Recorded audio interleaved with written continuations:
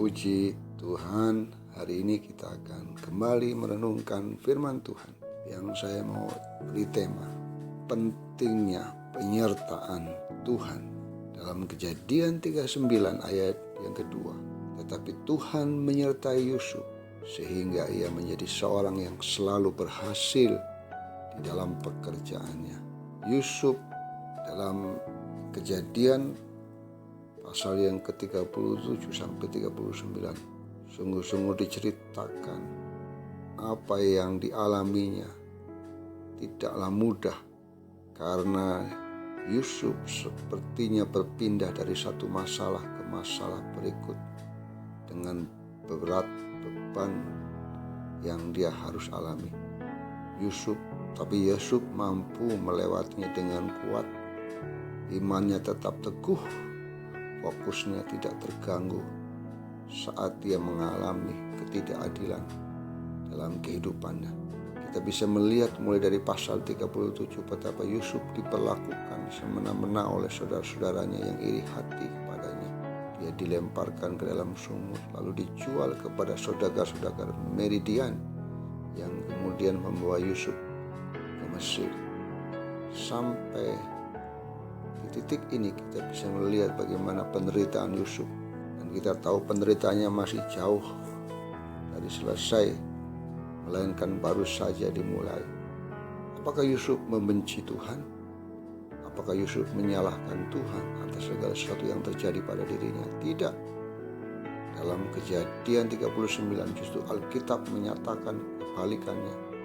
Kita bisa melihat bagaimana kedekatan Yusuf dengan Tuhan, sehingga Tuhan senantiasa menyertai Yusuf. Dan penyertaan itu membuat Yusuf menjadi orang yang selalu berhasil dalam pekerjaannya. Ayat bacaan hari ini dengan jelas menyatakan bahwa yang membuat Yusuf selalu berhasil adalah karena penyertaan Tuhan, bukan karena kehebatan Yusuf sendiri. Kejadian 39 ayat 2 mengatakan, tetapi Tuhan menyertai Yusuf sehingga ia menjadi seorang yang selalu berhasil dalam pekerjaannya. Maka tinggallah ia di rumah tuan orang Mesir itu. Kata-kata bahwa Yusuf berhasil karena Tuhan menyertainya disebutkan berulang-ulang dalam lanjutan kisahnya. Setelah dilihat oleh tuannya bahwa Yusuf disertai Tuhan dan bahwa Tuhan membuat berhasil segala yang dikerjakannya, maka Yusuf mendapat kasih tuannya dan ia boleh melayani dia. Kepada Yusuf diberikan kuasa atas rumahnya dan segala miliknya diserahkan pada kekuasaan Yusuf. Kecakapan Yusuf membuat dia dipercaya lebih daripada budak lainnya oleh sang tuan Potifar. Tetapi kemudian istri tuannya mencoba merayunya. Yusuf menolak godaannya dan memilih untuk tetap hidup benar. Akibatnya ia pun difitnah dan dicoblaskan ke dalam penjara.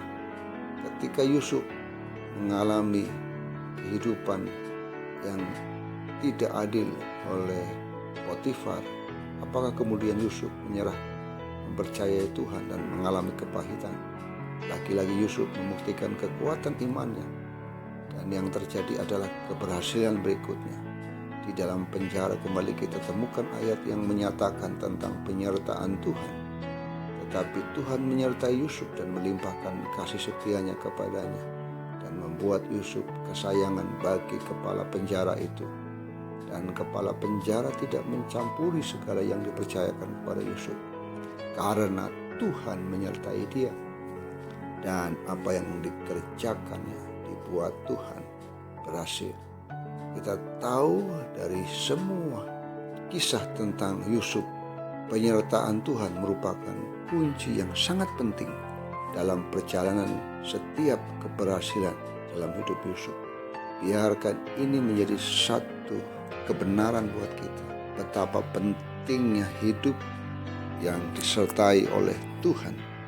Karena penyertaan Tuhan itulah menjadi jaminan bagi hidup kita, sehingga apapun yang kita kerjakan dibuat berhasil karena Tuhan. Biarlah kita terus menikmati jaminan penyertaan Tuhan di dalam hidup kita. Tuhan Yesus memberkati.